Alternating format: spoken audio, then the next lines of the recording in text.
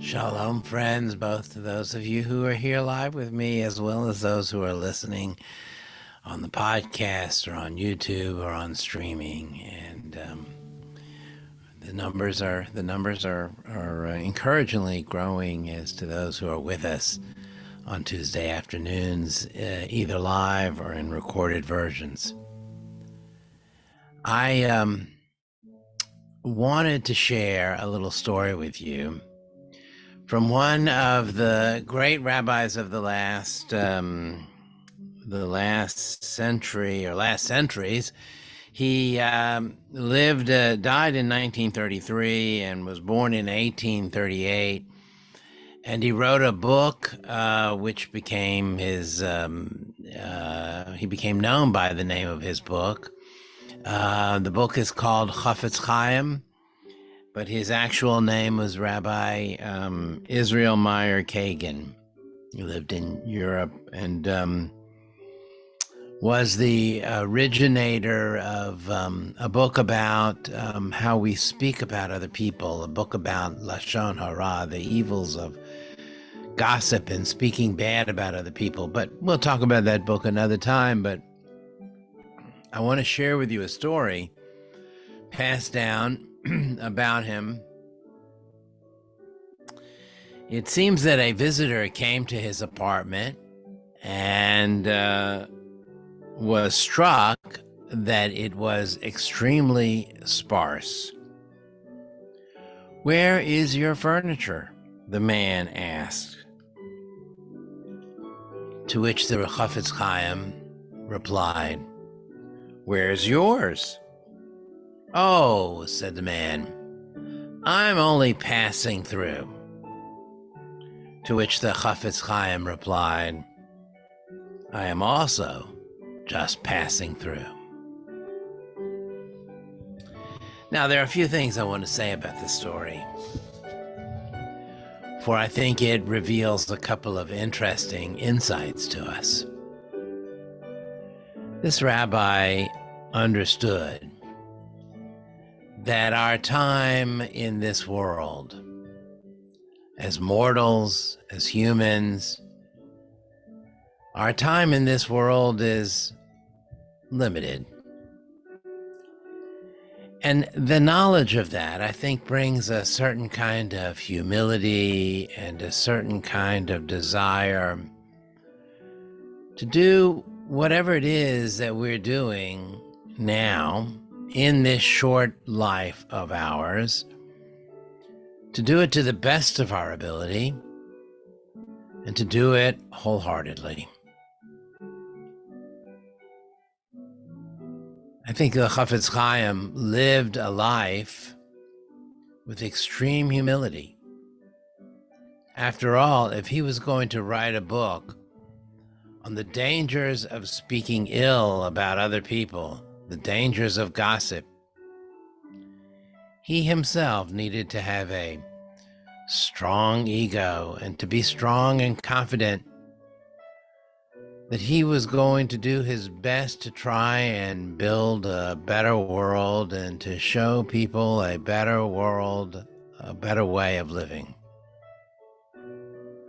But the story itself also points to the way he lived. For the visitor to his apartment noticed that he had little furniture. You see, for him, it was his physical possessions, the physical things he owned, were not the most important things in the world. The physical things he owned were, he knew, just temporary. The physical things are just impermanent.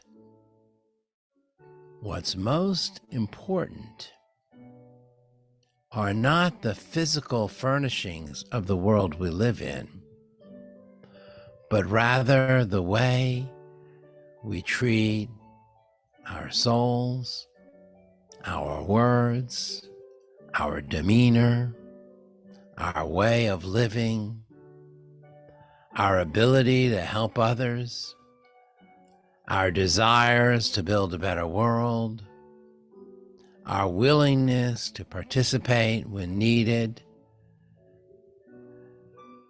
Those are far more important pieces of furniture for our world than the physical furniture that we may surround ourselves with.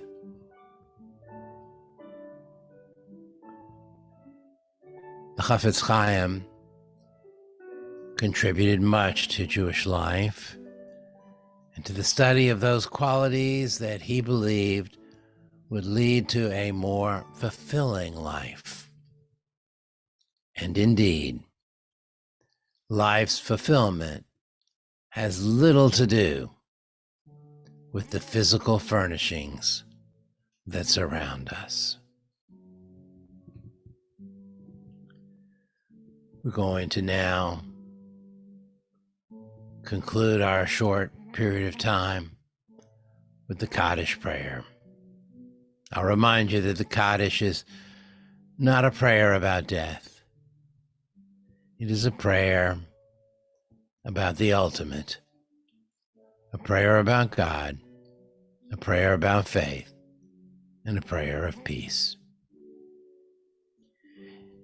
Yitgadal v'yitgadash shemei Rabam, v'alma divra kirutei v'yamlich malchutei, v'chayechon v'yomechon v'chayei dechol beit Yisrael, v'agala uvizman kariv v'imru, Amen. Yehei shmei Rabam v'varach le'olam le'amei amaya, Yitbarach v'yishtabach v'yitbar v'yitramam v'yitnaseh, v'yitadar v'yitaleh v'yitalal shemei dekudisha barichu, L'elam min kol berchata v'shirata, tushbechata v'nechamata damiran be'alma v'imru amen. Yehei shlomo rabba min shemaya, v'chayim aleinu v'al kol Yisrael v'imru amen. Oseh shalom b'mramav, uyaseh shalom, aleinu v'al kol Yisrael v'imru amen. May he who makes peace above bring peace soon to us, to all of our family and friends in Israel, and to all those around the world who are in conflicts and